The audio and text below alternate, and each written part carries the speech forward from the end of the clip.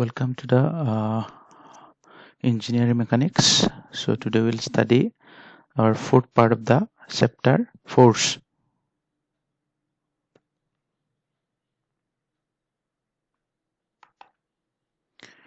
So last class we have studied what are the free body diagrams, then how it can be drawn, and what are the forces and other reactions occurring there. So we have discussed in the last class.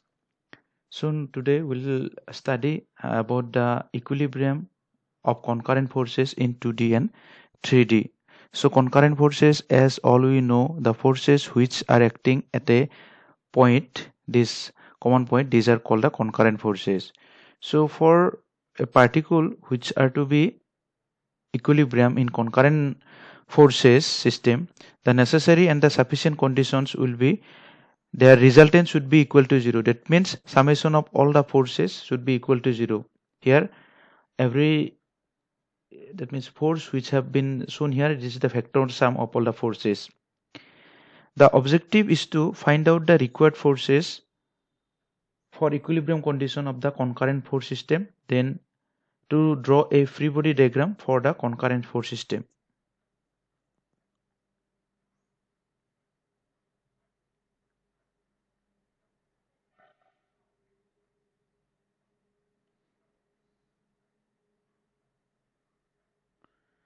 So here if you see in this figure in the plane XY, the forces F1, F2, F3 and F4 are acting at a point, this point. So these forces we can say it is the concurrent forces.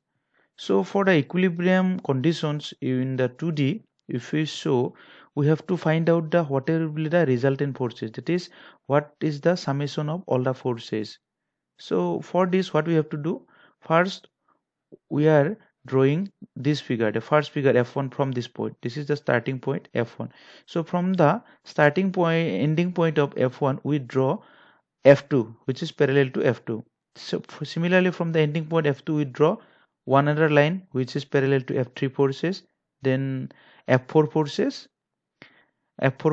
So finally if we find out the it meets F1 plus F2 plus F3, if we go, their summation will be the 0 because they are becoming a closed polygon. So according to this, if all the forces acting at a point can be represented in magnitude, then their they form a closed polygon, then their resultant will be 0. That means summation of all the forces will be 0. So this is the 2D equilibrium of these concurrent forces.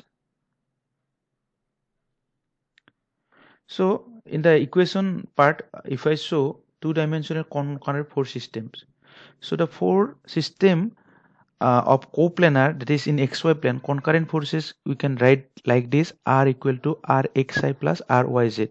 So Rx will be the component of the summation of all the components of F in the x direction, and Ry is the summation of all the forces in the y direction.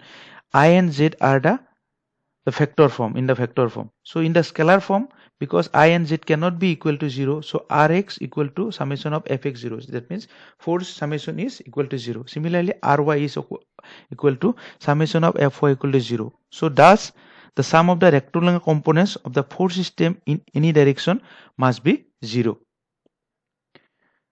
So likewise in the three-dimensional concurrent forces, we have shown in the two-dimensional, and three-dimensional also we can show R equal to summation of F, that is equal to Rxi plus Ryz plus Rzk equal to 0. That means Rx means F summation of Fx, summation of Fy, summation of Fz. Yes, Ijk cannot be equal to 0. So this equation can be satisfied only Rx equal to summation of Fxi equal to. So that means F in scalar form, Rx equal to summation of Fx equal to 0. Similarly, Ry equal to summation of Fy equal to 0, and Rz equal to summation of Fz equal to 0. So in the concurrent force system, to draw a free body diagram, what are the essential steps? Because in free body diagram, it helps us to select the forces individually without affecting the structure of the body. So this is the vital and important phenomenon when we have to find out the different forces acting in a body. Free body diagram is the most important part. So the actual procedure for drawing the free body diagram are, so what we have to decide the body or the combination of body which to be isolated and analyzed. Then a drawing sketch of the outline of the isolated body is to be drawn. Then all the forces which are known and unknown that are acting on the body and isolated by the factors in their correct position should be represented well. So one problem I have shown here for the concurrent forces, how we can solve this problem. So this an engine, it is shown the weight of the engine here 4.4 kilonewton. It is suspended from the vertical chain A. Another chain, second chain around the engine is attached to the B with a spread bar B and C. These are the second chain. So this is the attached bar. Another chain, it is attached to the part. So the angles theta at B and C are the same angle. It is 50 degrees. So we have to find out what are the different tensions acting in the chain AB and determine the compressive force acting in the spread bar BC. So the problem is simple problem. The weight of the engine it is given. It is hanged through. It is supported and from the vertical chain at the at NA. So at NA another second chain is attached B and C. So both these B and C makes an angle of theta equal to 15 degree with a spread bar between. This is a B and C. So find out the tension AB and what is the compressive stress. That means compressive force acting in the spread bar. So this there will be a compressive force will be generated here. So we have to find out that one. So first what we have to do, first step we have to draw the concurrent force system. In concurrent force we have to draw the free body diagram. So free body diagram you see this one TAB.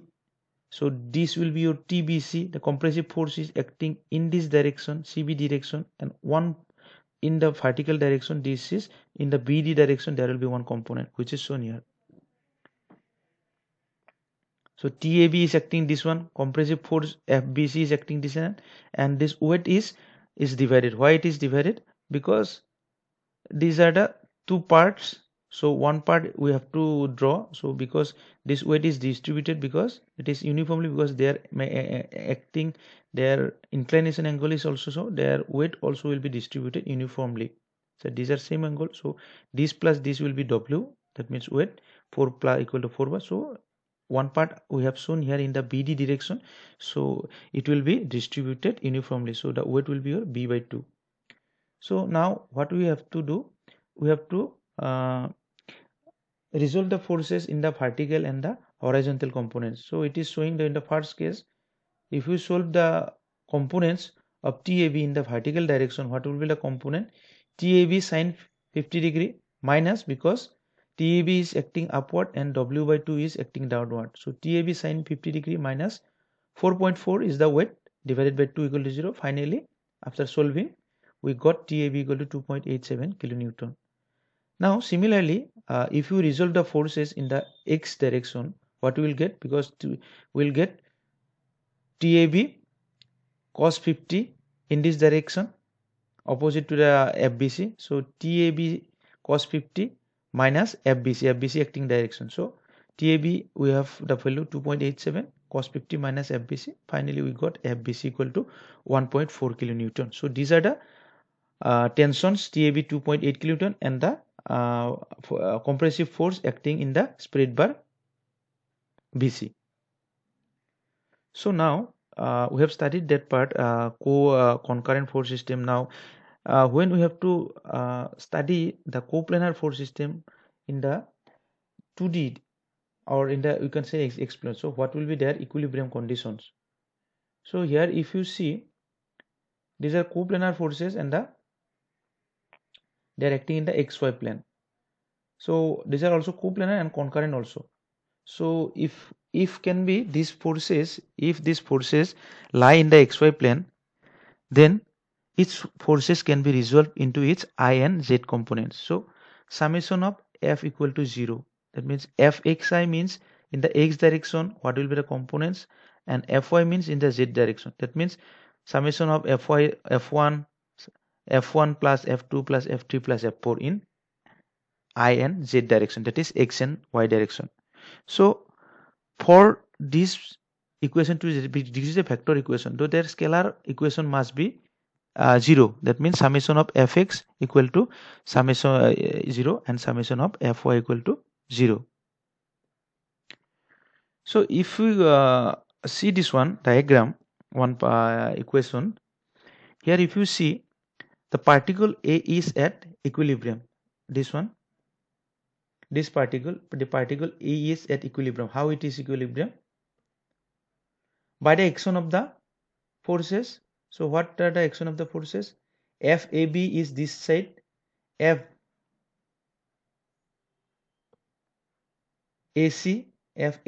plus FAD. So their summation should be equal to 0. So FAB plus FAC plus FAD equal to 0. In general, how we can find out that one? Fxi component plus Fy, because these are the two components in the x and y direction. That means there are two in the 2D direction. So as I and j cannot be 0, so summation of Fx and summation of Fy equal to 0. So these are the two scalar equations of equilibrium, summation of Fx. So they can be used to solve for the two unknowns. So here if you see in this problem, if you apply the equation of equilibrium, so what we will get, summation of Fx equal to, from this diagram you got Tb cos 30 degree minus Td, because that two components are acting in the opposite direction. Similarly Fy, that means Tb sin 30 minus 2.45, it is already given, minus 2 the weight, 2.45 kilonewton equal to 0. So solving the equation, this second equation, we will got Tb equal to, then put the value of Tb in the first equation Fx, then we will find out the value of Td also. So Tb equal to 4.9 kilonewton, Td equal to 4.25 kilonewton. So again we are solving one more problem. As you see this diagram, so there are two weights at E point and C points. So you have to find out the forces in the cables and weight in the sac B. So here you have to find out what are the forces here in the cables, and T is EZ, similarly CE, CD. So these are the some forces acting in the cables, and as well as we have to find out the weight in the part sac B. So this weight, the A is given is 20 lb. So first planning is, what we have to do, first we have to draw a free body diagram at point E. So just I'll show here. So free body diagram, if we draw at point, what are the tensions in the TEZ? One will be there, TEC. So TEZ one tension, TEC will be, and one DC is the direction, the opposite direction. So just show in there. So a free body diagram at each hook is shown like this. So if you draw the tensions TEZ, TEC, so according to the proper arrangement of the angle, looking at this symbol and signs, so we finally found summation of Fx equal to 0. Summation of Fx means TEZ, the TEZ sin 30 minus TEC in this side minus cos 45 equal to 0. Similarly, summation of Fy, summation of Fy in y direction, TEZ cos 30 it will be, and minus TEC sin 30, TEC sin 45. Also the weight is also in the diagonal direction. This one is this much. So if you solve these unknowns, we will get TEC equal to 38.6 lb and TEZ for 54.6 lb. So TEC we can find out, because TEZ we know how we know that solving this equation, this 20 is given for these two equations. After solving, we got this value. So now we have to find out what is the weight in the sac B. So how we'll find out? Then again we have to draw again we have to draw one equilibrium of equation at C. Then if you see this diagram C, then what will be the tension TCE, TCD and weight WB. So if you apply the equilibrium equation at point E in the horizontal direction, then summation of Fx will be your TAB also will 38.64 cos 45 this one minus 4 by 5 means we have to find out this one. What is 4? 4 is the this part. That means base part, 3 is the perpendicular and 5 is the hypotenuse part. So it is shown here already in the diagram. So from this we find out this component. 4 by 5 means your cos component. So similarly summation of Fy equal 3 by 5 means this will be sine component plus 38.64. This in the will acting in the upward direction minus weight WB. So finally solving TCD will got 34 point and weight WB is 47.8 lb. So these are some problems we have solved using the 2D equilibrium conditions for the coplanar forces and as well as concurrent forces. Okay, thank you.